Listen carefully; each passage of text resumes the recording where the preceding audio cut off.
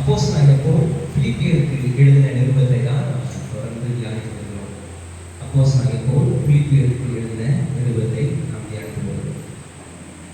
இதுல இந்த பிலிப்பியர் நிருபத்தினுடைய அறிமுகத்தை தான் கடந்த 3 வாரங்களாக பிலிப்பியர் நிருபம் யாருக்கு எழுதப்பட்டது, எந்த சூழலில் எழுதப்பட்டது, இந்த பிலிப்பியர் நிருபம் எழுதப்பட்டதற்கான நோக்கம், இப்படி நிறைய காரியத்தை நாம தொடர்ந்து தியானிக்கிறோம். அப்போஸ்தலனாகிய பவுலுடைய மனதுல என்னென்ன காரியங்கள் இருந்துச்சு, அவர் எதை மனதுல நிறுத்தி எதை அவர் உள்ளத்துல ஆழத்துல வச்சுக்கிட்டு இந்த நிருபத்தை எழுதினார் அப்படின்றத நம்ம பார்த்தோம். இதுல ஒரு விஷயம் நம்ம கவனிச்சு பார்த்தா ஒரு பெரிய டிரான்ஸ்பரன்சி இந்த நிருபத்துல ஒரு ஊழியருக்கும் சபைக்கும் ஒரு தகப்பனுக்கும் பிள்ளைகளுக்கும் ஒரு குடும்பத்திற்குள்ளாக ஒரு சபைக்குள்ளாக எப்படிப்பட்ட ஒரு டிரான்ஸ்பரன்சி, ஒளிவு மறைவு இல்லாத ஒரு தன்மை இருக்கணும் அப்படின்றதுக்கு இந்த நிருபம் வந்து ஒரு பெரிய உதாரணமாக இருக்கும்னு நினைக்கிறேன். ஏன்னா மனிதர்களுடைய வாழ்க்கைன்றதே நிலையற்றதா இருக்கு. அவங்க வந்து எப்படி சொல்றதுன்னா, மனிதர்களுக்கு கர்த்தர் வந்து ஒரு சில காலங்களை கொடுத்துருந்தாங்க. நம்முடைய அந்த லெகசி, நம்முடைய விசுவாசமாக இருந்தாலும் சரி, நம்முடைய எல்லா காரியங்களையும் அடுத்த தலைமுறைக்கு கடத்தி செல்ல வேண்டியது கிறிஸ்தவத்தின் ஒரு பெரிய சாராம்சமா இருக்குது. கிறிஸ்தவமே அதன் அடிப்படையில் தான் இருந்துச்சு. இந்த லெகசியை காப்பாற்றுறதா இருந்துச்சு. பாரம்பரியமா இன்னைக்கு பாரம்பரிய கிறிஸ்தவம்ன்றது வேற, அதை சொல்ல வர. பாரம்பரிய கிறிஸ்தவம்ன்றது அது வந்து சகலாச்சாரத்துக்குள்ள போடுவோம், அந்த மாதிரி இல்லை. நாம் எதை விசுவாசிக்கிறோம், எதை நான் விசுவாசிக்கல, எதை நான் நம்புறேன், எதை நான் நம்பலை, இதுதான் நான் நம்புறேன், என்னுடைய காரியம் இதுதான், நான் இப்படிதான் நான் கடந்து வந்தேன், என்னுடைய பாதை இதுதான் அப்படின்ற ஒரு தெளிவான காரியங்களை அடுத்த தலைமுறைக்கு தெளிவா அவங்க வந்து விட்டு சென்றாங்க. இதுலதான் கிறிஸ்தவம் கட்டப்பட்டுச்சு. இதுலதான் கிறிஸ்தவம் வந்து ஒரு ஆணிவரா அது வந்து உள்ள இறங்கி மிகப்பெரிய வெளிச்சமாய் வளர்ந்ததற்கு இது ஒரு பெரிய காரணமாக இருக்கு. இன்னைக்கு ஒவ்வொரு சபையும் செய்ய தவறிய ஒரு காரியம் தான், ஒவ்வொரு கிறிஸ்தவ குடும்பமும் செய்ய தவறுகிற காரியம் தான். பொதுவாகவே பெற்றோருக்கு என்ன ஒரு எண்ணம் இருக்கும் அப்படின்னா, நான் பட்ட கஷ்டத்தை என் பிள்ளை படக்கூடாது, நான் பட்ட கஷ்டத்தை என் பிள்ளை பார்க்கவே கூடாது, நான் படுறத எனக்குள்ளே இருக்கும். இது வந்து ஒரு ஒரு ஒரு மனப்பான்மை. இந்த மனப்பான்மை பொதுவாகவே எல்லாருமே இருக்கு, கிறிஸ்தவங்களுக்கு மாத்திரமே பொதுவாகவே எல்லாமே இருக்கு. ஆனால் பரிசுத்த வேதாகமத்தின் அடிப்படையில் அப்படி இருக்கக்கூடாது. நம்முடைய கடினமான சூழ்நிலையை நம்ம குடும்பத்தார் பார்க்கணும், அதுவும் குறிப்பாக பிள்ளைகள் பார்க்கணும், நெக்ஸ்ட் ஜெனரேஷன் அதை பார்க்கணும். சபை வந்து அது வந்து எந்த சூழலில் கட்டப்பட்டுச்சு, எந்த சூழலில் ஒரு சபை உருவாக்கப்பட்டுச்சு, இது எல்லாமே அடுத்த தலைமுறைக்கு கடத்தி செல்ல வேண்டியது முந்தின தலைமுறையில் இருப்பவர்களுக்கு ரொம்ப ரொம்ப அடிப்படையான காரியம். இல்லை நான் என்ன ஆகுனா அவங்க வழிவெடுத்து செல்றது தான் அது. நீங்கள் பார்த்தீங்கன்னா மோசேயுடைய பிள்ளைகள் ஒரு சரியான ஒரு நிலையில இருந்ததா பரிசுத்த வேதாகமம் போதிக்குது. மோசேயுடைய பிள்ளைகள், மோசே இவ்வளோ பெரிய கர்த்தருடைய மனுஷன் அப்படின்றத இன்னைக்கு காலையில் கூட ஒரு வசனங்களை வைத்து தியானிக்கணும். மோசேயுடைய மகிமை அவ்வளோ கர்த்தரோட மகிமையாக மோசையை பயன்படுத்துறாரு. இன்னும் சொல்ல போனா யாத்திராகமத்தின் புஸ்தகம் 36ஆம் அதிகாரத்துல தான் வந்து ஆசரிப்பு கூடாரமே என்ன பண்ணுது, உருவாக்கப்படுது. 35ஆம் அதிகாரத்தில் அதுக்கான ஆயத்த பணி இருக்கு. ஆனா யாத்திராகமத்தின் புஸ்தகம் 34ஆம் அதிகாரத்திலேயே என்ன வந்துருது, மோசேயுடைய வீடை ஆசரிப்பு கூடாரமாக கர்த்தர் எழுதுகிறார். யாத்திராகமத்தின் புஸ்தகம் அப்படியே எழுதுது, மோசேயுடைய வீடு ஆசரிப்பு கூடாரமா இருக்கு, அதாவது தேவன் வாசம் செய்யும் ஸ்தலமா இருக்கு. அந்த அளவுக்கு மோசையை கர்த்தர் மகிமையை பயன்படுத்தினாரு. ஆனா மோசையோட பிள்ளைகள் என்ன பண்றாங்க அப்படின்னு கேட்டீங்கன்னா, அந்த அளவுக்கு சரியா இருக்கிற தெரியல. இன்னும் சொல்ல போனா நியாயாதிபதிகள் புஸ்தகத்தை வாசிச்சு பார்த்தீங்கன்னா, மோசையுடைய மகனாகிய கெர்சோமுடைய மகனாகிய யோனத்தான், இந்த யோனத்தான் வந்து பார்த்தீங்கன்னா உங்களுக்கு அந்த வரலாறுலாம் தெரியும் நினைக்கிறேன். நம்ம அதுக்குள்ள போல ஜஸ்ட் இந்த பவுல் தீமோத்தேயுங்கிற கான்செப்டை பார்க்கறது தான் நான் சொல்றேன். இந்த மீகான்ற ஒருத்தருடைய வீட்டில் போய் விக்கிரக ஆராதனை செய்து அங்கே வந்து ஜனத்தை வலிமை செலுத்து, கடைசியில் தான் கோத்திரத்தையே முழுமையாக அவங்க விக்கிரக ஆராதனைக்குள்ளாக போகிறதுக்கு மோசையோட பிள்ளைகள், மோசையோட சந்ததி பயன்படுச்சு. இதுக்கான காரணம் என்னன்னு பார்த்தீங்கன்னா, மோசே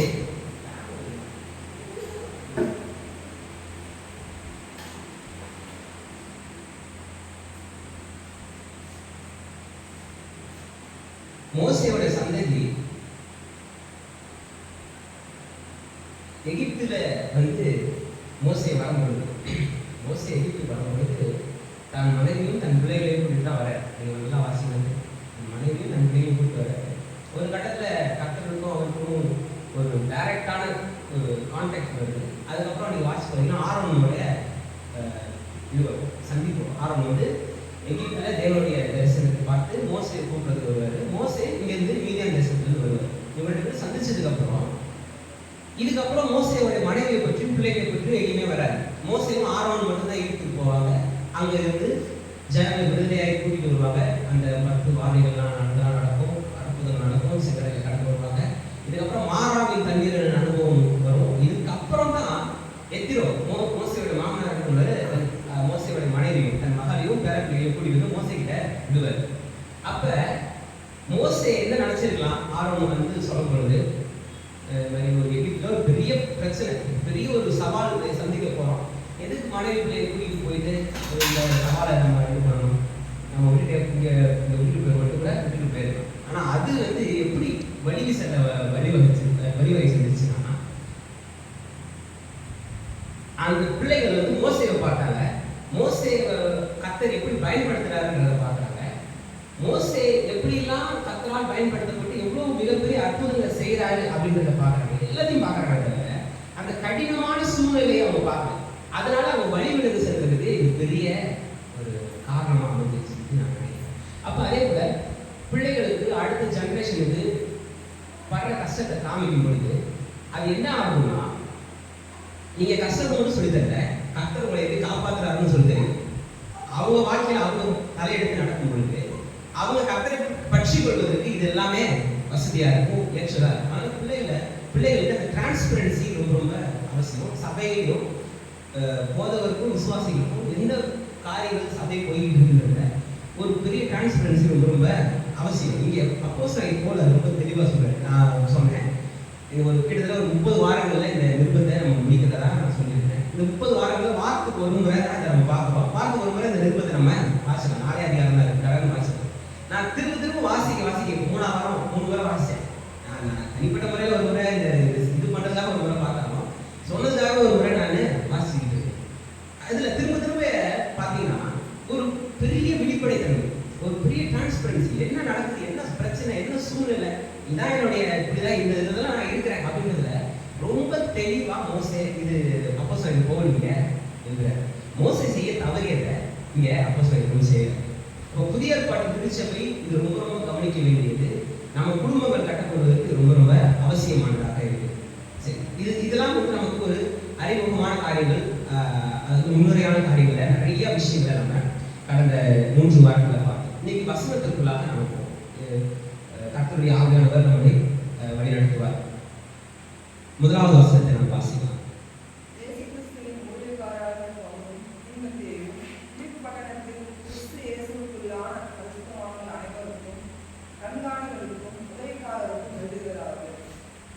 இங்கே ரொம்ப தெளிவா அப்போஸ்தலர் பவுல் மிகப்பெரிய காரியத்தை எழுதியிருக்காரு.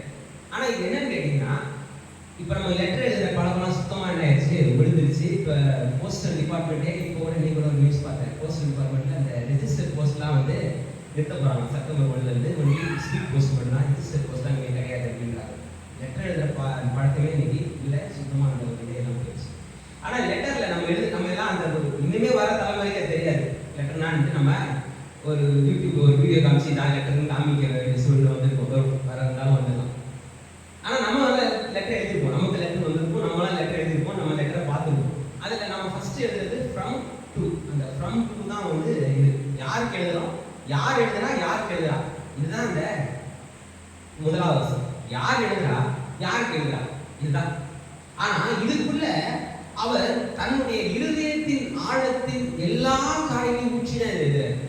நீங்க நல்லா கவனிச்சீங்கன்னா ஒரு ஃப்ரம் டு யார் எழுதுறா அப்படின்றதுலேயே ஒரு பெரிய சத்தியத்தை வச்சிருக்காரு, யாருக்கு எழுதுறா அப்படின்றதுலேயும் ஒரு பெரிய சத்தியத்தை உள்ள அடக்கி வச்சிருக்காரு. இது நான் அது கிரேக்கத்திலையும் எழுதியிருக்கேன், அதனுடைய உச்சரிப்பு எழுதியிருக்கேன், இதனுடைய அர்த்தத்தையும் நான் இந்த எழுதியிருக்கேன். அப்போஸ்தலர் பவுல் தன்னுடைய பேரையும் தீமோத்தேயு பேரையும் Paulose Kai Timotheos, Duloi, Christu Isu, Pasin Dios Hagios. அதாவது பவுலும் தீமோத்தேயும் அவங்க ரெண்டு பேரையும் சேர்த்து ஊழியக்காரர்கள். யாருக்கு? கிறிஸ்து இயேசுவுக்கு. இதோட ஃப்ரம் முடிஞ்சது. இந்த பசின் தியோஸ் ஹகியோஸ் என் கிறிஸ்து இயேசு. தியோஸ் ஓசின் என் பிலிப்பியோஸ் சன் எபிஸ்கோபிஸ் காய் டியாக்கியோஸ். அதாவது இந்த வேர்டு ரொம்ப ரொம்ப முக்கியம். அதாவது எபிஸ்கோபஸ், அப்புறம் வந்து டியாக்கியோஸ். இந்த இதெல்லாம் வந்து பார்த்தீங்கன்னா டீக்கன்ஸ் அப்படின்றது இங்கிலீஷில் வர டீக்கன்ஸ்ன்ற வார்த்தை இதில் தான் வருது.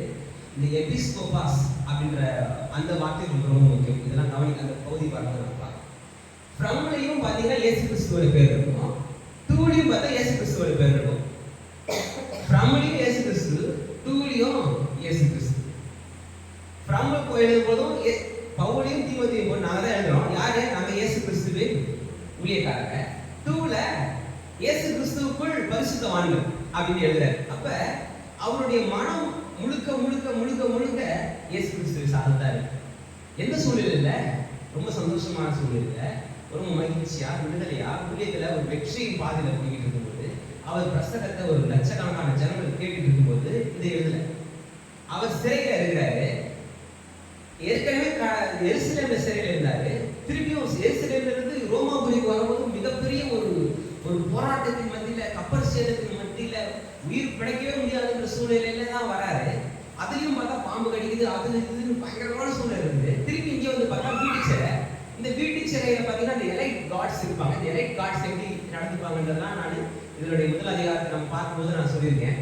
இந்த எலைட் கார்ட்ஸ் வந்து சில பனிஷ்மெண்ட் டியூட்டிஸ் இருக்கும். இப்போ கூட நம்ம கூட இருக்கிற போலீஸ் டிபார்ட்மெண்ட் கூட ஏதாச்சும் சில பனிஷ்மெண்ட் இருக்குன்னா ஆர்ம் ரிசர்வ்னு சொல்லுவாங்க. ஆர்ம் ரிசர்வ்ல கொண்டு போய் வச்சிருவாங்க. ஆயுதப்படைக்கு மாற்றினாங்க. இப்போ கூட நம்ம நியூஸ்ல கூட பார்க்கலாம். என்ன பார்க்கலாம்னா, ஏதாவது ஒரு அலிகேஷன்ஸ், ஏதாவது சம்திங் ஒரு ஆஃபீஸர் மேலே ஏதாவது இருந்துச்சுன்னா அதை ஆயுதப்படைக்கு மாற்றிட்டாங்க அப்படின்னு வரும். அது வந்து என்னன்னா, அது வந்து ஒரு பனிஷ்மெண்ட் டியூட்டி மாதிரி. அது மாதிரி இங்கே வீட்டு சிறைக்கு வர காவலர்கள் என்ன பண்ணுவாங்க, ஒரு கையில ஒரு சங்கிலியை கட்டிக்கிட்டு மறு கையில இந்த கைதியின் கையில சங்கிலி கட்டியிருக்கும். வீட்டு சிறை தான். ஏன் இவங்க வீட்டு சிறையில் வச்சிருக்காங்கன்னா, இவங்களை வந்து சீசருக்கு முன்னாடி கொண்டு போய் நிறுத்தணும். இவங்களை கொண்டு போய் சீசருக்கு முன்னாடி போய் நிறுத்தணும். அதனால சேஃபா இவங்களை கொண்டு போய் நிறுத்தணும். இதனால வந்து என்ன பண்ணணும், இவங்களை பத்திரமா பார்த்துக்கணும். அதே நேரத்துல சரியா கவனிச்சுக்கணும். இதுக்கான பேமெண்ட் அவங்களுக்கு வாங்கியிருப்பாங்க. சும்மா ஒண்ணு கிடையாது. வீட்டு சிறை வச்சுன்னா அவனை உட்கார வச்சு அரண்மனைக்குள்ள, ஏன்னா அரண்மனைக்குள்ளதான் இருக்கிறாரு. இந்த முதலாம் அதிகாரத்தை வாச்சுன்னா அரண்மனையில இருக்கிற எல்லாரும் அப்படின்றாரு. திருப்பி இந்த கடைசி அதிகாரத்துல பார்க்கும்போது அரண்மனையில இருக்கிற எல்லாரும் அப்படின்றாரு. அப்ப அரண்மனையில அவர் இருக்கிறாரு, அரண்மனைக்குள்ளதான் இருக்கிறாரு. அரண்மனையில இருக்கிற ஒரு வீட்டு காவல தான் இருக்கிறாருன்றது நமக்கு தெரியுது. ஆனா இவர் வந்து அதுல இருக்கிற ஆப்பர்ச்சுனிட்டிஸ் அதெல்லாம் நம்ம பார்க்க போறோம். பார்த்ததுனால உங்களுக்கு தெரியும் நினைக்கிறேன். அதுல இருக்கிற வாய்ப்புகள்லாம் பயன்படுத்துறாரு. இருக்கிற சான்ஸுக்கு எல்லாருக்கும் சுவிசேஷத்தை அறிவிக்கிறாரு. சரி, அன்னைக்கு ஒரு புக்ல வாசிச்சேன். என்னன்னா 6 ஹவர்ஸ்க்கு வந்து இந்த பனிஷ்மெண்ட் டியூட்டில இருக்கிறவங்க மாறிக்கிட்டே இருப்பான். அவன் உள்ள வரவன் எப்படி வருவான்? சந்தோஷமா வருவான். அவன் வீட்டு சிறையில ஒரு கைதி கூட சங்கிலியை கட்டிக்கிட்டு ஒரு பெரிய elite guard, Roman imperial guards எப்படி இருப்பாங்கன்ட்டு நீங்க கூகுள்ல சர்ச் பண்ணீங்கன்னா தெரியும். நல்லா ஒரு பெரிய உயரமா வச்சு ஒரு பெரிய வெண்கல கவசங்களை போட்டுக்கிட்டு ஒரு பெரிய தலைசீரா வச்சுக்கிட்டு, பைபிள்லேயே அதுக்கான ஆதாரம் தலைசீர நிருபத்தில் ரட்சிப்பு தலைசீரா அப்படின்ட்டு அப்போஸ்தலன் பவுலே வந்து அந்த ரோம போர் சேவகரை உருவகப்படுத்தி தேவனுடைய சர்வாயுத வர்க்கத்துக்கு அந்த ரோம போர் சேவகர் எழுதுறாரு. ஏன்னா எபேசிய நிருபமும் சிறை நிருபம் தான். சிறையிலேருந்து அதே சிறையிலேருந்து எழுதப்பட்ட நிருபம் தான். அப்ப இந்த ரோம போர் சேவகரை உருவகப்படுத்தி தேவனுடைய சர்வாயுத வர்க்கம் அப்படின்ற ஒரு கான்செப்டே அவர் வந்து கொண்டு வர்றாரு. அதை நம்ம இந்நாள் வரைக்கும் நம்ம தியானிச்சுட்டு இருக்கோம். அப்படி அவ்வளவு ஒரு மெஜஸ்டிக்கா ரோட்ல ஒரு குதிரையில போக வேண்டிய ஆளு சங்கிலியை கட்டிக்கிட்டு ஒரு கைதி கூட உட்காந்துருந்தா அவன் ஒரு டென்ஷன்ல தான் இருப்பான். ஃபர்ஸ்ட் வந்தவன ஒரு 4 அடி அடிப்பான். அதுக்கப்புறம் கையில கண்டிப்பா போன் இருந்திருக்காரு. என்ன 2000 வருஷத்துக்கு முன்னாடி போன் இருந்தா அவனை பேசிக்கவே மாட்டான். போன் எடுத்துட்டு அவன் ஆட்டி ஏதாவது நோண்டிட்டு ரீல்ஸ் பார்த்துட்டு இருந்திருப்பான். கண்டிப்பா அன்னைக்கு போன் இல்லாத காரணத்தினால சுவிசேஷம் பரவுச்சு. அன்னைக்கு போன் இருந்துச்சுன்னா சுவிசேஷம் அந்த ரோம போர் சேவகர்களுக்கு சொல்லியிருக்க முடியாது. ஏன்னா நீ வாட்டுக்கு ஒரு பக்கம் நான் வாட்டுக்கு ஒரு பக்கம் நீ பார்த்துட்டு இருந்துருப்பான். வேற வழியே இல்லை. 4 அடி அடிச்சா கூட அடுத்தது அவன்கிட்ட தான் பேசி ஆகணும். பவுல் வந்து நான் 4 அடி வாங்கிக்கிட்டா கூட அவர்கிட்ட சுவிசேஷத்தை அறிவிக்கிறேன். இப்படிதான். இதனால தான் அவருக்கு சந்தோஷம். என்ன பெரிய துன்பம் வந்தாலும் சரி, அதில் கிறிஸ்துவ அறிவிக்கிறதுல தான் அவருக்கு பெரிய சந்தோஷம். இங்க நீங்க கவனிச்சீங்கன்னா ஃப்ரம்ல அவரை குறிப்பிடுறாரு. அவரை குறிப்பிடும் பொழுதும்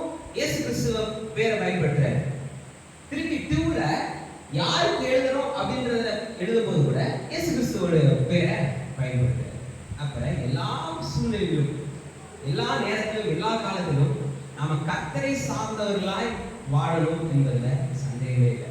நீங்க எப்படி இருக்கும் கிறிஸ்தவ வாழ்வையே நமக்கு இப்படிதான் போகுது.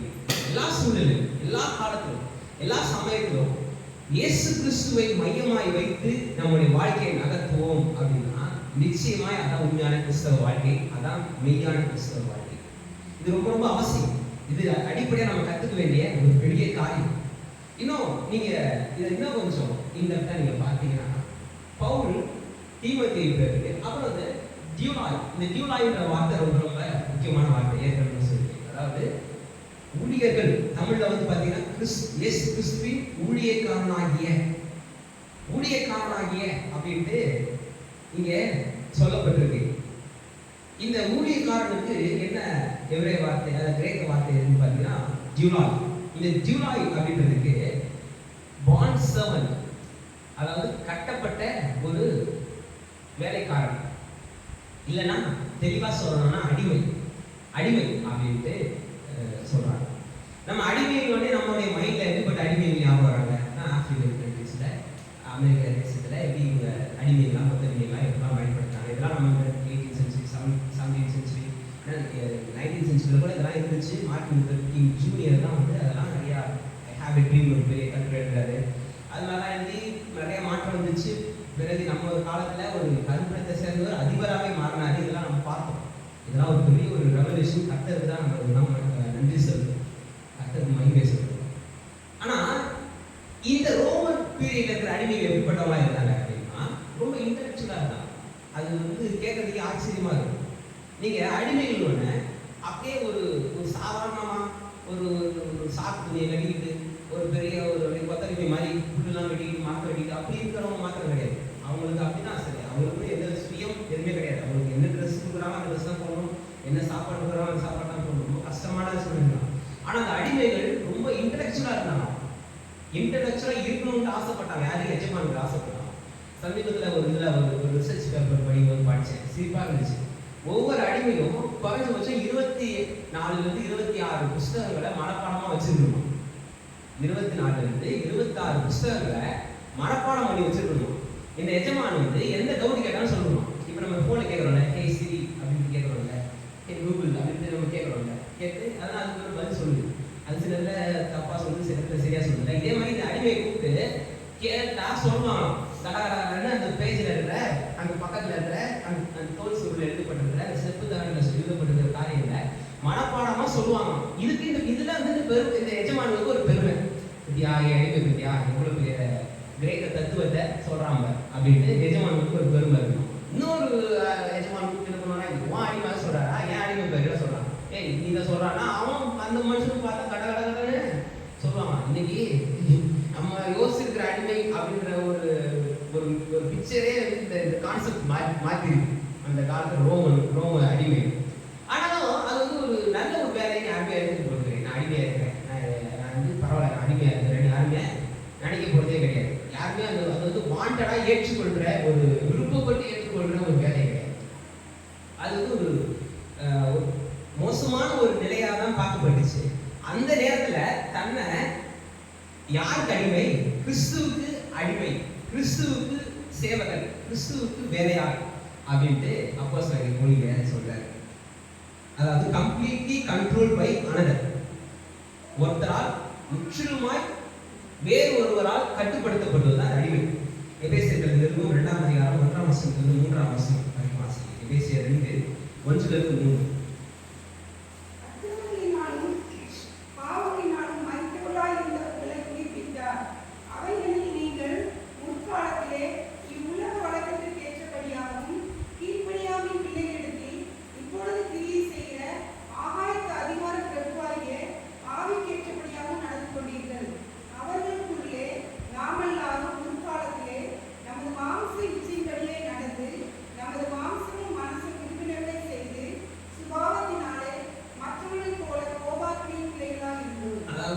மாம்சமும் மனதும் விரும்பினவைகளை செய்யுது. நம்முடைய மாம்சம் எது விரும்புதோ, நம்முடைய மனது எதை விரும்புதோ அதை செய்து கோபாக்கிரியின் பிள்ளைகளா இருக்கும். வேற ஒன்றுக்கு ஒரு அடிமைகளா இருந்தோம். கிறிஸ்துவுக்கு அடிமைகளா இல்லாம சுயத்துக்கு அடிமைகளாக, பிசாசுக்கு அடிமைகளாக, தள்ளப்பட்ட தூதனுக்கு அடிமைகளாக நாம வாழ்ந்துகிட்டு இருந்தோம். இப்படிப்பட்ட சூழ்நிலை தான் நம்ம இருந்தோம் அப்படின்றது ரொம்ப தெளிவா இங்க போட்டிருக்கு. கொலோசியர் 3:7. கொலோசியர்கள் முற்காலத்திலே அவர்களுக்குள்ளே சஞ்சரித்த போது அவைகளை செய்து கொண்டு வந்தீர்கள். அப்படி 9ஆம் வசனம் 10ஆம் வசனம். அதாவது பழைய மனுஷன சுபாவம் எப்படிப்பட்டது, நாமளும் அப்படிதான் இருந்தோம். இந்த மாம்சமும் மனது விரும்பினபடி செஞ்சுட்டு இருந்தோம். இப்போ 9ஆம் வசனம் 10ஆம் வசனம் சொல்றது புதிய மனுஷன் எப்படிப்பட்டவனா இருக்கா? ஒருவருக்கொருவர் பொய் சொல்லாதீர்கள், பழைய மனுஷனையும் அவன் செய்கையை களைந்து போட்டு தன்னை சிருஷ்டித்தவருடைய சாயல் கொப்பால் பூரண அதிபதியின்படி புதிதாக்கப்பட்ட புதிய மனுஷனை தரித்துக் கொண்டிருக்கிறீர்களே. அதாவது பழைய மனுஷனுடைய சுபாவம் யாரால் இயக்கப்பட்டு வந்தது, யாரால் கட்டுப்படுத்தப்பட்டு வந்தது, யாரால் அடிமைப்படுத்தப்பட்டு வந்தது. இப்ப புதிய மனுஷனுடைய சுபாவம் யாருக்கு கட்டுப்பட்டு இருக்கணும், யாரால் இயக்கப்பட வேண்டும், யாரால் அடிமைப்படுத்தப்பட வேண்டும். இப்ப நம்ம மறுபடியும் பிறந்தவர்களா இருந்தா நம்முடைய மாம்சமும் மனதும் விரும்பினவைகளை செய்கிறோமா, இல்லை நம்ம ரட்சித்தவருடைய அந்த சித்தத்தை நாம் நிறைவேற்றுகிறோமா? இதுலதான் நம்முடைய காரியம் அடங்கியிருக்கு. இரண்டாவது, first completely control by another. ஒருவர் மற்றவர்களால் முழுவதுமாய் கட்டுப்படுத்தப்படுவது. இரண்டாவது, அதாவது தனிப்பட்ட எந்த விதமான சுதந்திரம் இல்லாதவர்கள் தான் அடிமைகள் அப்படின்ற வார்த்தைக்கான அர்த்தம் தான் நான் சொல்லியிருக்கேன். ஒருவர் மற்றவரால் முழுவதுமே கட்டுப்படுத்தப்படுவது, தனிப்பட்ட விருப்பு வெறுப்பு சுதந்திரம் எதுவும் இல்லாமல் இருப்பது தான், சுயம் இல்லாமல் இருப்பது தான் அடிமைகளுடைய டெஃபினிஷன். அதாவது விடுதலை வாழ்க்கை பற்றி பைபிள் ஃபுல்லுமே பார்த்தீங்கன்னா விடுதலை பற்றி பேசுது, விடுதலை வாழ்க்கையை பற்றி பேசுது, வெற்றியுள்ள வாழ்க்கையை பற்றி பேசுது, ஒரு ஃப்ரீடம் பற்றி பேசுது. பைபிள் அடிப்படையில் தான் நிறைய விடுதலை இயக்கங்களே உருவாக்கி இருக்கு. மார்ட்டின் லூதர் கிங் ஜூனியர் அவர் வந்து ஒரு பெரிய ரெவல்யூஷன் கொண்டு வரும்போது பைபிள் அடிப்படையில் தான் ஐ ஹாவ் எ ட்ரீம்க்கு ஒரு பெரிய ஒரு கட்டுரை எழுதுறாரு, பெரிய ஒரு கனவு காண்கிறாரு, வசனத்தின் அடிப்படையில் இதெல்லாம் செய்யறாரு. ஆனா வேத வசனம் யாருக்கு அடிமையா இருக்க நமக்கு கற்றுக் கொடுக்குது, யாருக்கு அடிமையா இருக்க நமக்கு போதிக்குது அப்படின்னு பார்த்தீங்கன்னா கிறிஸ்துவுக்கு அடிமையா இருக்க போதிக்குது. அழிவுக்கு என்று நியமிக்கப்பட்டிருந்த இந்த உலகத்திலிருந்து நமக்கு ஒரு பெரிய விடுதலை கொடுத்து, நம்மை கரைப்படுத்துகிற பெரிய பாவத்திலிருந்து நம்மை விடுதலையாக்கி, நமக்குள்ள இருக்கிற தேவனுக்கு பிரிப்பில்லாத காரியத்திலிருந்து நம்மை விடுதலையாக்கி கிறிஸ்துவோடு நம்மை சேர்க்கிறதா இருக்குது. அப்ப ஒரு பெரிய விடுதலை வாழ்க்கையை, பெரிய ஒரு ஜெயத்தின் வாழ்க்கையை கர்த்தர் நமக்கு நியமித்திருக்கிறாரு. ஆனா நாம கிறிஸ்துவுக்கு என்று நம்மை முழுவதுமாய் ஒப்பு கொடுக்க வேண்டியது ரொம்ப ரொம்ப அவசியம். இந்த கிறிஸ்துவுக்கு என்று நம்ம முழுவதுமாய் ஒப்பு கொடுக்க வேண்டும் அப்படின்றது தான், இதுலதான் எல்லா வருஷம் ஒரு பெரிய ஒரு ரகசியம் நமக்கு அடங்கியிருக்கு, ஒரு பெரிய காரியம் நமக்கு அடங்கியிருக்கு. ஏன்னா நம்ம கிரயத்துக்கு கர்த்தர் நம்மளை இடம் இருக்கிறாரு, வாங்கியிருக்கிறார். கிரயத்துக்கு நம்ம கொல்லப்பட்டிருக்கே, கிரயத்துக்கு நம்ம வாங்கியிருக்கிறார் அப்படின்ட்டு ரொம்ப வசனம் நம்ம தெளிவாக சொல்லுது. இன்னும் இந்த அடிமைகளை பற்றி நம்ம சில விஷயங்களை பார்த்தோம் அப்படின்னா, நல்லா கவனிச்சீங்கன்னா பவுல் கூடவே யார் பேர் சேர்த்துக்கிறாரு, தீமோத்தேயு. அதாவது இது வந்து ஒரு நான் வந்து கர்த்தருக்கு அடிமை, நான் வந்து முழுவதுமாய் கர்த்தருக்கு என்னை நான் ஒப்பு கொடுத்துருக்கேன், என்னை நான் முழுவதுமாய் தொடர்ந்து சாதனை பண்ணியிருக்கேன்.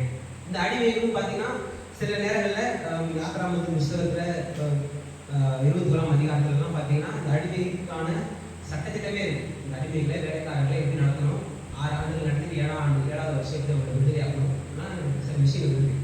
விடுதலை ஆகணும் கூட சில நேரத்தில் அடிமையில பண்ணுவாங்கன்னா நான் போக மாட்டோம், நாங்கள் வந்து இங்கே இருந்துக்கிறோம் அப்படின்னு. ஏன்னு கேட்டால் அந்த எஜமான் வந்து அவள் நல்லவராக நடத்திருப்பார். ரொம்ப சரியான டைம் சாப்பாடு கொடுத்து, சரியான நேரங்களில் அவங்கள வந்து பாதுகாத்து, அவங்களுக்கு நோய் வாய்ப்பு அவங்க டெஸ்ட் கொடுத்து, அவங்க மருத்துவம் பார்த்து, அப்படி நிறையா சில வேலைக்காரர்களுக்காக பிரயாசப்பட்ட எஜமானும் இருக்கிறாங்க. அவங்க வந்து கர்த்தருடைய வழியில பின்பற்றாதவர்களாக இருந்தாங்க.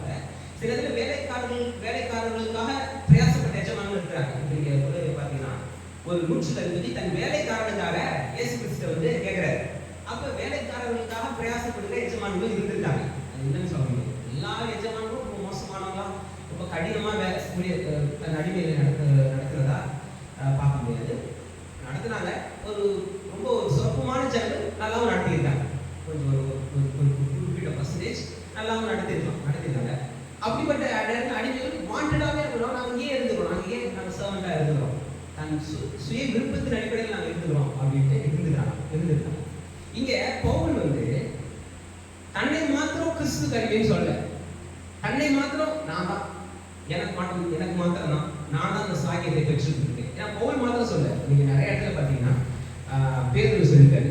2 பேதுரு புத்தகத்துல யாக்கோபு எழுதுறதுல யாக்கோபு சொல்றாரு இந்த டியூலாஸ்ங்கிற வார்த்தை இதுதான் இதெல்லாம் இருக்கு. வெளிப்படுத்தும் புஸ்தகத்துல யோவான் சொல்லியிருக்காரு, யூதா புஸ்தகத்துல யூதா சொல்லியிருக்காரு. இந்த இதே டியூலாஸ்ங்கிற வார்த்தையை அவங்க விருப்பங்கள்ல பயன்படுத்திருக்காங்க. இங்க பவுல் தன்னை மாத்திரம் சொல்லிக்கல, கூட தீமோத்தேயுவை சேர்த்துக்கிறார். கூட தீமோத்தேயுவை சேர்த்துக்கிறதுனால இங்க என்ன சொல்ல வர்றாரு, நம்ம எல்லாரும் இதுல அடைக்கிறார்.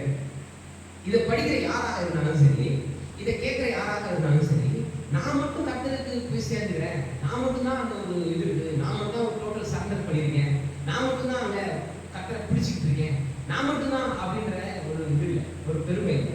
கூட இழுத்து வர கூட மற்றவங்களையும் அவர் அங்க காண்பிக்கிறார். மற்றவர்களையும் அதில் உள்ள இன்க்ளூட் பண்றாரு. நாங்கள் 2 பேரும் அங்க இவர் பார்த்தீங்கன்னா ஒரு மிகப்பெரிய ஊழியர், இவரும் பார்த்தா ஒரு வாலிபர். இவர் யூத மதத்தினுடைய எல்லா காரியங்களும் கற்று தேர்ந்து, எல்லா விஷயங்களையும் கற்று தேர்ந்து, அது இல்லாம அதாவது மறுபடியும் போய் இதுல சொல்றாங்க, சீனாய் மலையில போய் உட்கார்ந்துக்கிட்டு மோசே பழைய ஏற்பாடு நியாயப்பிரமாணம் எப்படி வெளிப்படுத்தப்பட்டுச்சோ அதே போல இயேசு கிறிஸ்துவை பற்றி புதிய உடன்படிக்கையின் காரியங்களை எல்லாவற்றையும் கர்த்தரிடத்திலிருந்து பெற்றுக்கொண்டு வந்து ஊழியம் செய்யற மனுஷன், 3 மிஷனரி பிரயாணங்களை செய்த மனுஷன், அநேக திருச்சபைகளை ஏற்படுத்தின மனுஷன். அது மாத்திரம் இல்ல, திரும்பியும் 4வது மிஷனரி பிரயாணம், அவருடைய சிறை பிரயாணம், அதாவது எருசலேமுக்கு ரோம் போன அந்த பிரயாணத்தையும் என்ன பண்றாங்க சில வேத வல்லுநர்கள் அவருடைய 4வது சுவிசேஷ பிரயாணம் அப்படின்னு சொல்றாங்க, வர்ணிக்கிறாங்க. திருப்பி இங்க வராங்க. இங்க சிறையில உட்கார்ந்து சும்மா இல்ல, எல்லா இடத்துல சுவிசேஷத்தை பிரசங்கிட்டு இருக்கிறாரு, எல்லா சபைகளுக்கும் நிருபத்தை எழுதி அமைச்சிட்டு இருக்கிறாரு. இவரு அது வரைக்கும் எதுவுமே செய்யாத ஒரு எதுவுமே செய்யாம இல்லை, கூட இருக்கிறாரு, எல்லாருக்கும் உதவியா இருக்கிறாரு, எல்லா விஷயமும் கண்காணிச்சு இருக்கிறாரு. இவருடைய என்ன சொல்றாரோ இதை கேட்டுதான் இருக்கிறாரு மனுஷன். ஆனா ஈக்குவல் இதை கொடுத்துருக்கிறாரு. இவர் ரைட் ரெவரண்ட், இவர் ரெவரண்ட் இல்லை, பிரதர்னு போடல. இவர் ரைட் ரெவரண்ட், இவர் பிரதர் தீமோத்தேயுன்னு போடல. 2 பேருக்கும் ஒரே டைட்டில், 2 பேருக்கும் சேம் டைட்டில். நான் இது இயேசு கிறிஸ்துவினுடைய மாடல். இயேசு கிறிஸ்துவினுடைய மாடல் என்னன்னா, இன்னைக்கு பூமிக்குரிய மாடல் என்ன அப்படின்னா, ஒரு கடந்த வாரத்தை கூட ஒரு ஊழியர் சூப்பராக சொல்லிட்டு இருந்தேன், நல்லா அற்புதமா இருந்துச்சு. உண்மை தான். அதாவது ரிசல்ட் நம்ம எதிர்பார்த்துட்டே இருக்கிறோம். ரிசல்ட் நான் இதை செஞ்சேன், இதை பண்ணியிருக்கேன், இதுக்கான ரிசல்ட் என்ன வரும், நான் இந்த இடத்துல கிராமத்தில் சுவிசேஷம் பண்ணியிருக்கேன், இதுக்கான ரிசல்ட் என்ன. இதே ரிசல்ட் நம்ம எதிர்பார்த்து ஒரு மாய வலையில நம்ம சிக்கியிருக்கிறோம் அப்படின்னு. ஏன் அப்படின்னா அவர் மாடல் இயேசு கிறிஸ்துவை எடுக்கிறார். அப்போஸ்தலர்களை கூட அப்போஸ்தலர்களே எடுக்கிறாரு, இயேசு கிறிஸ்துவை எடுத்து சொல்றாரு. இயேசு கிறிஸ்து 3 வருஷம் ஊழியம் பண்ணியிருக்காரு. ஆனா இந்த யூத ஜனங்கள் எத்தனை பேர் ரட்சிக்கப்பட்டான்? 12, 70, 120 அப்படிதான் இருந்துச்சு.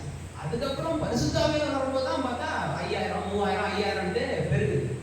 அப்ப நம்ம இந்த ரிசல்ட்டுக்காக நம்ம புளித்தர நம்முடைய நம்ம வேலை செய்யணும், கடமை செய்யணும், நம்ம ஜெபத்தை செய்யணும், நம்முடைய சுவிசேஷ பாரத்தை நம்ம வெளிப்படுத்தணும், இதெல்லாம் செய்யணும். ஆனா ரிசல்ட் அதுலேயே நம்ம ஃபோக்கஸ் இருக்கக்கூடாது, அதில் நம்ம கான்சென்ட்ரேட் பண்ணிடக்கூடாது அப்படின்னு அற்புதமாக அவங்களுடைய பிரசங்கம் இருந்துச்சு. உண்மையிலே அது பிரயோஜனமாக தான் இருந்துச்சு, நல்லா தான் இருந்துச்சு, நிறைய விஷயம் உண்மையாக தான் இருந்துச்சு. ஏன்னா இயேசு கிறிஸ்து ஒவ்வொரு முறையும் சொல்லும்போது, நாங்கள் காலையில் அதிகாலை தொடங்கியே நாங்கள் வேலை செஞ்சோம், ஒருத்தர் வந்து 1 மணி நேரம் மாத்திரம் வேலை செஞ்சோம், எல்லாருக்கும் ஒரே கூலி கொடுக்குறாரு.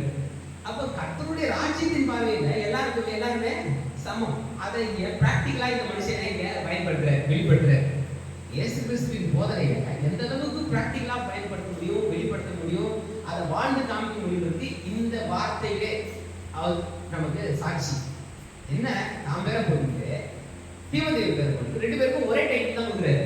நாங்கள் 2 பேருமே பாண்ட் ஸ்லேவ்ஸ், பாண்ட் சர்வன்ட்ஸ், கட்டப்பட்ட இயேசு கிறிஸ்துவுக்காய் கட்டப்பட்டவர்கள், இயேசு கிறிஸ்துவுக்கு உள்ளானவர்கள், இயேசு கிறிஸ்துவுக்காக மாத்திரம் ஜீவிக்கிறவர்கள், இயேசு கிறிஸ்துவின் அவருடைய சித்தத்தை மாத்திரம் செய்கிறவர்கள், அவருடைய நோக்கத்தை மாத்திரம் நிறைவேற்றுகிறவர்கள், அவருடைய செயல்திட்டத்தை மாத்திரம் நாங்கள் செய்கிறவர்கள் அப்படின்ட்டு இங்கே சொல்றாரு. தூளை பார்த்தீங்கன்னா எல்லாருக்கும் சொல்றாரு. ஆனா இந்த ஹாகியோஸ் இந்த வார்த்தை ரொம்ப இன்ட்ரெஸ்டிங்கான வார்த்தை. இந்த பிலிப் பட்டணத்தில் இருக்க பரிசுத்தவான், யார் பரிசுத்தவான் போட்டிருக்கா? ஊழியக்காரர். அங்க ஊழியம் செஞ்சு கர்த்தருடைய வார்த்தையை சொல்லி கர்த்தருக்குள்ளாக திடப்படுத்தின கர்த்தருடைய ஊழியக்காரர்கள் எழுதப்பட்டவர்கள அடிமைகள் போட்டாரு. தூள பரிசுத்தவான்கள் யார் எழுதுறாரு? விசுவாசிகள் எழுதுறாரு. நம்ம பாயிண்ட் ஆஃப் ஆகிட்டு விசுவாசிகளை பரிசுத்தவான்கள் அப்படின்னு இன்னைக்கு யாராவது சொல்றோமா? இன்னைக்கு யாராவது விசுவாசிகளை பார்த்து பரிசுத்தவான்கள் அப்படின்னு சொல்லிட்டு நடத்துற ஊழியக்காரர்களை கர்த்தருடைய அடிமைகள், கர்த்தருடைய ஊழிய வேலைக்காரர்கள் அப்படின்ற ஒரு டைட்டில் கொடுக்குறோமா? நம்ம டோட்டலா அப்படியே ஆப்போசிட்டா போட்டோம்.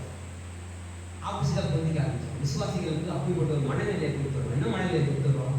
எங்களுக்கெல்லாம் ஒன்றும் இல்லை, நீங்களாம் கர்த்தருக்கு ரொம்ப நெருங்கினவர்கள், நாங்களாம் கொஞ்சம் 3 தெரு தள்ளி நிற்கிறவர்கள், நீங்க கர்த்தருக்கு பக்கத்துல இருக்கிறவர்கள் அப்படின்ற ஒரு மனப்பான்மையை விதைச்சிருக்கு. ஆனா இங்க பவுல் எப்படி இருக்கிறாரு? அவங்களை பார்த்து பரிசுத்தவான்கள். சரி, கரெக்டா? இந்த ஜனங்க ஒரு நல்ல விசுவாசிகள். நம்ம முதலாவது பார்க்கும்போது நம்ம சொல்லி நல்லவங்க, ரொம்ப நீதியா இருந்தாங்க. கடந்த அறிமுக இதுல கூட கடந்த 3 வாரங்களோட கூட பார்க்கும்போது இந்த விசுவாசிகள் சில பிரிவினைகள் இருக்கு, சில காரியங்கள் இருக்கு. ஆனாலும் இவங்க எப்படி இருக்காங்க? கர்த்தருக்காக உடன்படுறாங்க, பங்குள்ளவர்களாக இருக்காங்க. இவங்களை பரிசுத்தவான்கள் சொன்னது ஓரளவுக்கு ஒன்று போகுது. கொரிந்து சபையை பார்த்து சொல்றாரு பரிசுத்தவான்கள். தெசலோனிக்கே சபையை பார்த்து சொல்றாரு. ஏன்னா அவங்க உண்மையிலேயே அந்த பட்டணமே ரொம்ப நல்ல பட்டணம்ன்றாங்க. அதாவது ரொம்ப ஒரு காமான பீப்புள் இருக்கிற பட்டணம் அப்படின்ட்டு வரலாற்று ஆசிரியர் சொல்றாங்க. ரொம்ப ஒரு கடவுள் பயம் மிகுந்த பட்டணம் இந்த தெசலோனிக்கே பட்டணம். அவங்களுக்கு நிறுவனத்தில் வந்து பரிசுத்தவான்கள்ன்றாரு. அது கூட ஏற்றுக்கிற மாதிரி தான் இருக்கு. புரிந்து ஜனங்கள் ரொம்ப காம்ப்ளிகேட்டட். அவங்க வந்து ரொம்ப ஒரு மாதிரி திருக்கூட ஜனங்கள். அந்த பட்டணமே ரொம்ப மோசமான பட்டணம். ஒரு சிட்டி வந்து ஒரு துறைமுக பட்டணம், ரொம்ப மோசமான பட்டணமாக இருந்துச்சு. ஆனா அங்க இருக்கிற சபையும் அதுக்கேற்ற மாதிரி சில நாங்கள் வந்து அவங்களுக்குள்ள பிரிவினை ரொம்ப ரொம்ப பெரிய பிரிவினை இருந்துச்சு. நாங்கள் அப்போலோவை சேர்ந்தவர்கள், நாங்கள் கேபா அதாவது பேதுருவை சேர்ந்தவர்கள், நாங்கள் அப்போலோவை சேர்ந்தவர்கள் அப்படின்ட்டு அவங்களுக்குள்ள ஒரு பெரிய தர்க்கங்கள் இருந்துச்சு, பெரிய விவாதங்கள் இருந்துச்சு அந்த சபை விசுவாசிகள். ஆனா அவங்களே என்ன சொல்றாரு? பரிசுத்தவான்கள். எதன் அடிப்படையில இந்த விசுவாச ஜனங்களை, இந்த லெட்டரை கேட்கிற ஜனங்களை எதன் அடிப்படையில பரிசுத்தவான்கள் அப்படின்னா அவங்க கிறிஸ்துவுக்குள் பரிசுத்தவான். நீங்க ஆசீர்வாதம் தெரியும். நீங்க பிலிப்பி பட்டணத்தில் கிறிஸ்து இயேசுவுக்கு உள்ளான பரிசுத்தவான்கள். அப்ப இயேசு கிறிஸ்துவுக்குள்ளாக மாத்திரம் தான் நமக்கு இந்த பரிசுத்தம் மீட்பு நமக்கு உண்டாயிருக்கு. யார் இயேசு கிறிஸ்துவை தொழுகிறார்களோ, யார் இயேசு கிறிஸ்து யாரை தொழுகிறாரோ, இயேசு கிறிஸ்து யாராலும் தொழலாம், யார் வேணா இயேசு கிறிஸ்துவை தொடரலாம். ஆனா இயேசு கிறிஸ்து தொட்டவர்கள் சுகமானார்கள். இயேசு கிறிஸ்துவை தொட்டவர்களும் என்ன பண்றாங்க? சுகம். இவர்களுடைய நோய் அவரை தாக்கல, அவருடைய பரிசுத்தம் இவங்களை தாக்கல. அவர் தொட்டாலும் சரி, இல்ல அவங்க அவரை தொட்டாலும் சரி. நீங்க சுவிசேஷ புத்தகங்கள்ல வாசிச்சு பார்த்தீங்கன்னா யாராக இருந்தாலும் சரி, கிறிஸ்து அவங்களை தொட்டாலும் சரி, கிறிஸ்து அவங்களோட இடைப்பட்டாலும் சரி, சமாரிய ஸ்திரியோடு பேசிக்கிட்டு சமாரிய ஸ்திரீக்கு பெரிய விடுதலை உண்டாக்குறாரு. விபச்சாரத்துல கையும் களவுமா பிடிக்கப்பட்ட ஸ்திரியை கொண்டு வராங்க. சுற்றி எல்லாம் கல்லெறியதுக்கு ரெடியா இருக்காங்க. அந்த சினாரியை வாசிச்சு பார்த்தா உண்மையிலேயே அவ்வளோ ஒரு பெரிய ஒரு இதா இருக்கு. யோசிச்சு பாருங்க, சுத்தி கல்லெறிய ரெடியா இருக்காங்க. இவர் பாட்டு கையில இதை எழுதிக்கிட்டு இருக்காரு. உங்களுக்கு பாவம் இல்லாதவன் கல்லெறிய கடவுள். எல்லாம் போயிட்டாங்க. சில பேர் என்ன பிரசங்கம் பண்றாங்கன்னா, யாரெல்லாம் பாவம் பண்ணாலும் அவங்க பேர் தான் எழுதிட்டாரு, இவர் லிஸ்ட் போட்டாரு, அதனாலதான் அவங்க போயிட்டாங்க. ஐயோ நம்ம பேர் சொல்லி போறாரு, நம்ம பேர் உங்களுக்கு வந்துட்டு போயிட்டாங்க அப்படின்ட்டு சில பேர் சொல்றாங்க. அது கிடையாது. நீங்க அந்த வசனத்தை கொஞ்சம் முத்து கவனிச்சிங்கன்னா, அவருடைய விரலை பத்தி நீங்க அந்த வசனத்தை நம்ம வேற ஒரு இதுல போயிட்டு இருக்கோம். ஆனால் அதை உள்ள போகிறது கர்த்தருடைய விரல், கர்த்தர் தன் விரலினால் எழுதினார். இதே கான்செப்ட் பழைய பாட்டு இடத்துல வரும். என்னன்னா, தேவன் தன்னுடைய விரலினால் 10 கற்பனைகளை எழுதியிருப்பார். அப்ப அங்க தேவன் 10 கற்பனைகளை கொடுத்த காரியத்துல என்ன இருக்கு? பெருனுடைய மனைவியை இச்சையாக இருப்பாயாக, விபச்சாரம் செய்ய இருப்பாயாக அப்படின்ட்டு அந்த கட்டளைகள் இருக்கு. இயேசு கிறிஸ்து அதே போல விரலை காமிச்சு விரலை எழுதுனோம்னா அந்த நியாயப்பிரமாணத்தை போதிக்கிறேன். ஏன்னா நியாயப்பிரமாணத்தின்படி அவங்க கல்லெறியா இருக்கிறாங்க.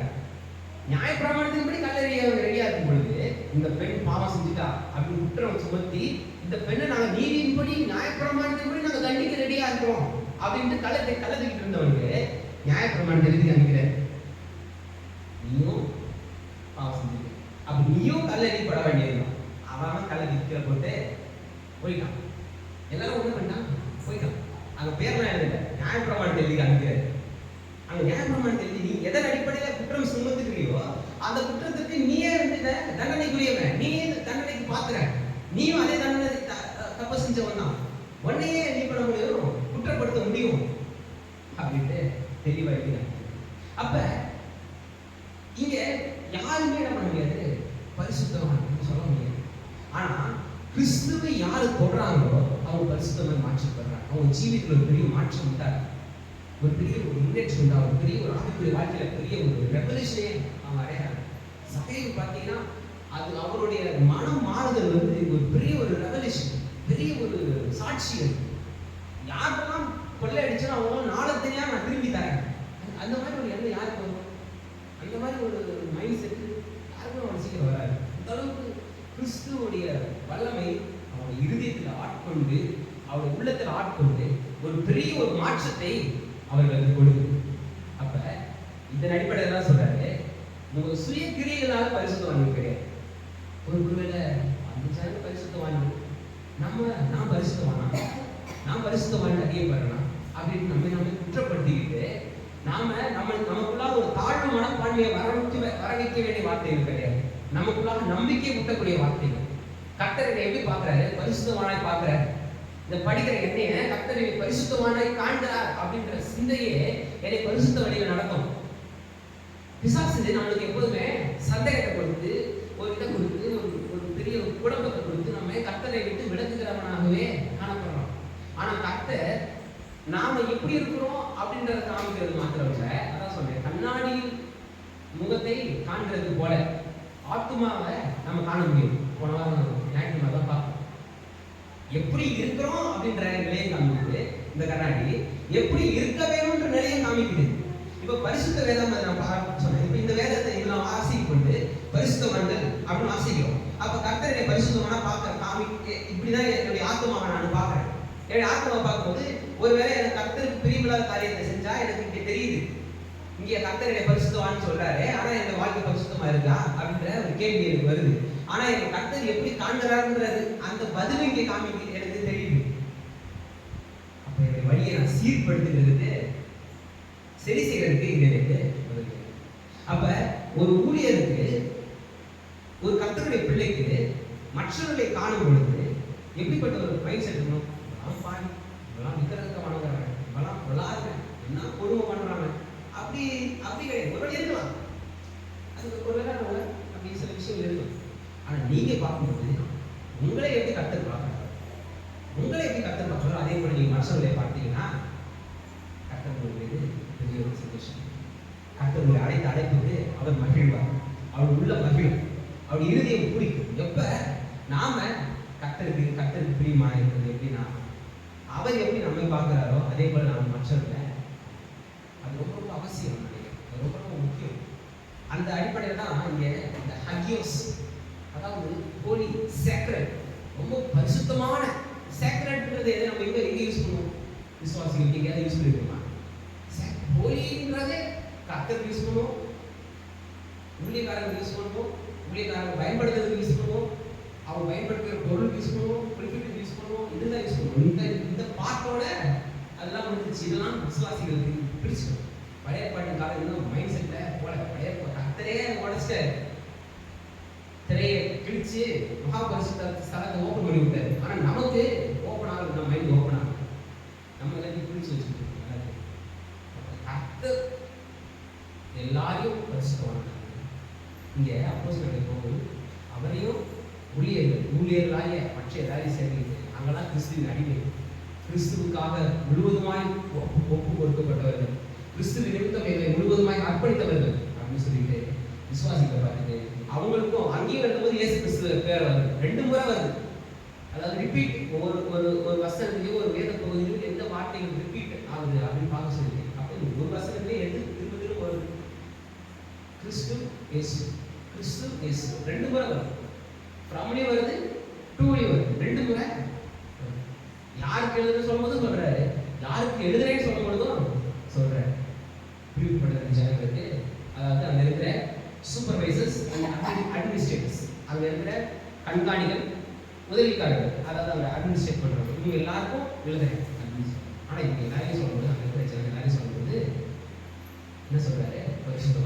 பரிசுத்தவான்கள்ன்ற வார்த்தையை பயன்படுத்திட்டே வர்றாரு. எல்லா இடத்துலையும் பயன்படுத்துறாரு, இங்கேயும் பயன்படுத்துறாரு. இங்கே அவரை அந்த ஊழியர் அப்படின்னு அழைக்கும் பொழுது, ஊழியர் அழைக்கும் பொழுது என்னென்ன காரியங்கள் அடங்கியிருக்குன்னு பார்த்தீங்கன்னா, அதாவது கிறிஸ்துவின் அடிமைகள், அதாவது வேலைக்காரர் ஊழியர்கள் அப்படின்னு பொழுது, நான் முற்றிலும் அவருக்கு சொந்தமானவன். இங்க நான் மாத்திரமல்ல, இங்க நான் சொல்றது நான் மாத்திரமல்ல, இங்க ஊழியத்தை கையில் எடுக்கிற ஒவ்வொருத்தரும் தீமோத்தேயுன்ற பேர்ல இடத்துல அங்க என்ன சொல்ல வர்றாருன்னா, தீமோத்தேயு மாத்திரமல்ல, வாசிக்கின்ற ஊழியத்துல இருக்கிற, அதாவது கர்த்தருடைய பிள்ளைகள் யாரும் ஊழியத்துல இருக்கிறவங்க ஏதோ ஊழிய செய்யறவங்க மட்டும் கிடையாது, எல்லாரையும் கர்த்தர் ஊழியராக தான் பார்க்கிறாரு. கர்த்தருடைய பார்வையில எல்லாருமே கிறிஸ்துவை ஏற்றுக்கொண்டு யாவரும் நீங்க இது பண்ணணும். அதான் கிரேட் கமிஷன் நமக்கு அதான் அதான் இங்க எழுதிய போட்டிருக்கு. என்ன எழுதி போட்டிருக்கீங்க? எல்லாமே எல்லாருமே நீங்கள் போய் சர்வத்துக்கும் சுவிசேஷத்தை அறிவிக்கணும் தான் நம்ம கிறிஸ்துவை ஏற்றுக்கொள்ள நமக்கு பெரிய கடமை. இங்க நம்ம எல்லாருமே கர்த்தருக்கு அடிமைகள், நாம் எல்லாருமே இருந்து ஒப்பு கொடுக்கப்பட்டவர்கள். யாரும் வரம் பெற்ற தேவதாசர்களுக்கு மாத்திரம் கிடையாது, வரம் பெற்ற தேவதாசர்களுக்கு மாத்திரம் கிடையாது, எல்லாருமே எல்லா வரங்களும் ஆவிக்குரிய வரங்கள் கொடுக்கப்பட்டிருக்கு. வரும் காலங்களில் நம்ம பார்க்கலாம். அப்ப நான் முற்றிலும் அவருக்கு தேவனுக்கு சொந்தமானவன், நான் என்னுடைய எஜமானுக்காக வாழ வேண்டியவன், எனக்கு என்று எந்த, அதாவது தனிப்பட்ட சுயம், செல்ஃப், என்னுடைய தனிப்பட்ட ஒரு சுயத்தை விட கர்த்தருடைய சித்தம் மேலோங்கி இருக்கணும். என் எஜமானுக்கு நான் எப்பொழுதும் பணி செய்ய ஆயத்தமா இருக்கணும். என்னுடைய எஜமானுக்கு முற்றிலுமாய் நான் அர்ப்பணிக்கிறவனா நான் இருக்கணும். இந்த 5 காரியங்கள் ரொம்ப ரொம்ப முக்கியம். நான் முற்றிலும் அவருக்கு சொந்தமானவன், நான் என் எஜமானுக்காக வாழ வேண்டியவள், எனக்கு என்று எந்த தனிப்பட்ட சுயம், அதாவது என்னுடைய தனிப்பட்ட சுயத்தை விட கர்த்தருடைய சித்தம் தான் முக்கியம்.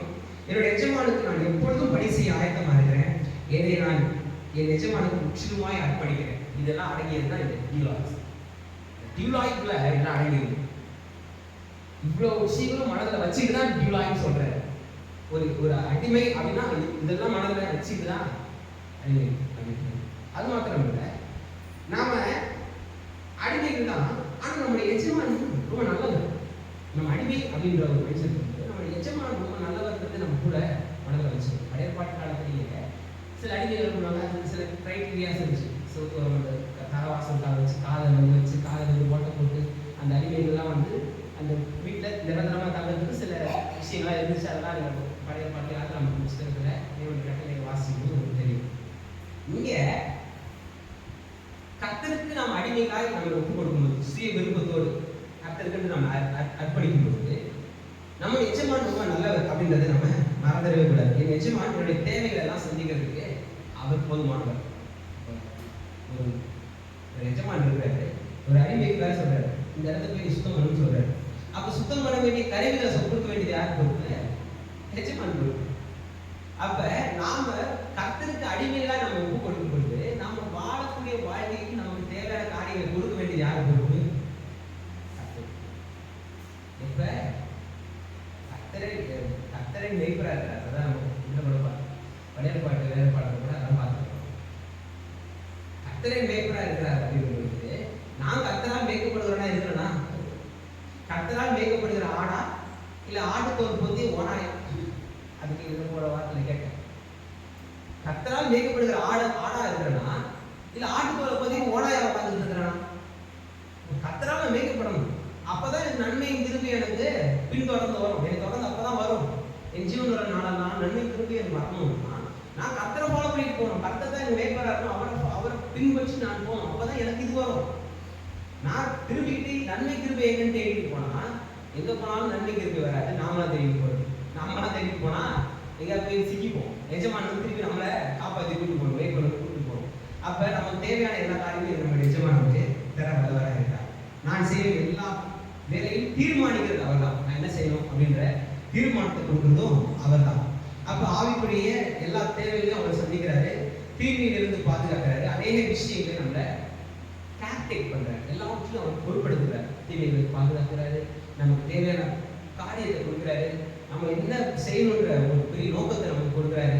இந்த அடிமையை நாம சொல்ல போறது, அதாவது நாம நம்முடைய அடிமை கர்த்தருக்கு அடிமை அப்படின்னு நம்ம ஒப்பு கொடுக்கும்போது, உலகத்தின் பார்வையில அடிமைன்ற மனதில் வச்சுக்கிட்டு நம்ம இருக்கும்போது, ஏன்னா நம்ம எஜமான் ரொம்ப நல்லது, நம்மளை நல்லா நடத்த போறாரு.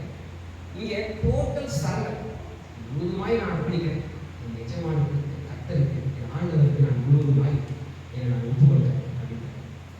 அதாவது கர்த்தர் நிமித்தம், அவர் கர்த்தர், அவர் தான் லார்ட், அவர் தான் என் எஜமான். மறுபடியும் அப்போஸ்தலன் போல திரும்ப திரும்ப சொல்லிட்டே இருக்கிறார். 3ஆம் அதிகாரம் 2ஆம் வசனத்துக்குள்ள வாசிங்கன்னா, கர்த்தருக்கென்று எல்லாவற்றையும் நஷ்டம் என்று குப்பை என்று கர்த்தருக்காக, அவர் தான் லார்ட், அவர் வந்து லார்டாக காமிக்கிறார், அவர் வந்து ஒரு எஜமான காமிக்கிறார், எஜமான ப்ரொஜெக்ட் பண்றார். கர்த்தருக்கென்று நானே நஷ்டமாகவும் குப்பையாகவும் இருக்கிறேன் அப்படின்னு. அப்ப நம்மை எப்படி காணும்? கர்த்தர் நிமித்தம், கர்த்தருக்கென்று கட்டப்பட்டவர்களாய் நான், கர்த்தர் நிமித்தம் நான் கர்த்தருக்காக நான் வாழ முடியும். என் வாழ்க்கையில் எல்லாமே கர்த்தர் தான், என்னுடைய நோக்கம் கர்த்தர் தான், கர்த்தர் தான் எனக்கு முக்கியம். அவர் தான் ஆண்டவர், அவர் தான் ரட்சகர், என்னை மீட்டெடுத்திருக்கிறார், எனக்கு நித்தியத்தை கொடுத்திருக்கிறார், இந்த பூமியில வெற்றியை வாழ செஞ்சிருக்கிறார். அவர் தான் அவரோட சித்தத்தை செய்கிறதா எனக்கு வேணும், அவருக்கு டோட்டல் சரண்டர் பண்றேன் அப்படின்ற எண்ணம் இருந்துச்சு. தன்னுடைய பெருமை, தன்னுடைய சுய பெருமைகள் நிறைய இருக்கலாம். ஆனா அவன் எல்லாவற்றையும் விட தன்னை ஒரு அடிமை, ஸ்லேவ், தன்னை ஒரு யூத பாரம்பரியத்தில் பிறந்தவன், தர்சு பட்டணத்தை சேர்ந்தவன், ரோம பிரஜை, ஒரு பரிசேயன், இந்த டைட்டில் போறதுல அவருக்கு பெருமை. இதெல்லாம் இருந்துச்சு. அதை எக்யூப் பண்ணிட்டாரு. தன்னுடைய உலக பிரகாரமான எல்லா காரியங்களும் வச்சுக்கிட்டு அதெல்லாம் எடுத்து பயன்படுத்துறாரு, ஊழியத்துல பயன்படுத்துறாரு, அதெல்லாம் எடுத்து பயங்கரமா செயல்படுறாரு. ஆனா தன்னை ப்ரொஜெக்ட் பண்ணும்போது கர்த்தருக்கு என்று,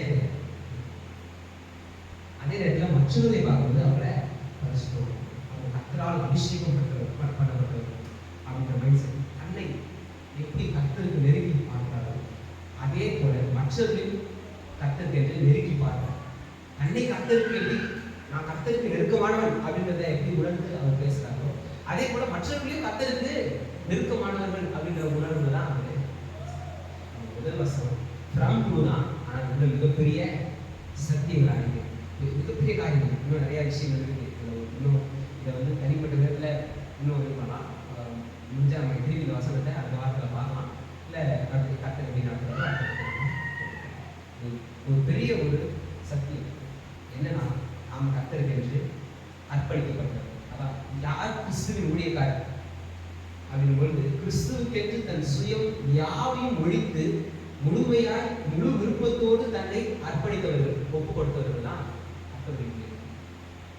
நான் மட்டும் இங்கே நான் ஊழியக்காரன் அப்படின்னு சொல்ல மாட்டேன். எப்போதுமே நான் சொல்றது, நான் மட்டும் இல்லை ஊழியர், நீங்கள் தான் ஊழியர், எல்லாரும் ஊழியர். கர்த்தருக்கு செயல்படுகிறவர், கர்த்தருக்கு நம்ம ஒப்பு கொடுத்துருவோம். அது சின்ன குழந்தையாலும் சரி, பெரிய ஆளாக இருந்தாலும் சரி, அது சேர போடுற ஆளாக இருந்தாலும் சரி, கூட்டி பெருக்கிற ஆளாக இருந்தாலும் சரி, பிரசங்கம் பண்ணுற ஆளாக இருந்தாலும் சரி, கர்த்தருடைய பார்வையில அவருடைய ஊழியத்தை செய்யறது, அவர் அப்படிதான் பார்க்கிறார், அப்படிதான் செயல்படுறார். அப்போ நிச்சயமாய் இந்த காரியத்தை மனதில் வச்சுக்கோங்க. கர்த்தர் ஒரு பெரிய காரியத்தை செய்யும். நம்ம